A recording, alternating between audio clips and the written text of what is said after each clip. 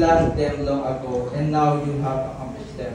So yun nga, isa sa prayer namin nung nagsimula kami is maging channel of blessing sa family namin, especially sa parents namin. And lately lang namin na-realize na nagsimula kami 2009 dito sa church. And after 13 years, ngayon na pala sinisimulang tugunin ng Lord na yung prayer namin na maging channel of blessing sa family namin. And this is one way siguro, yung dedication na binigay namin sa kanila. Kasi for my parents, hindi sila nagbabaksyon eh.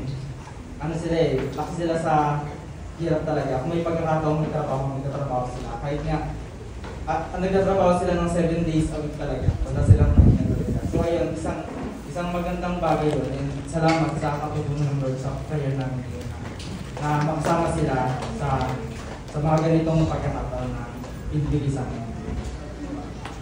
So ayun. Ako naman,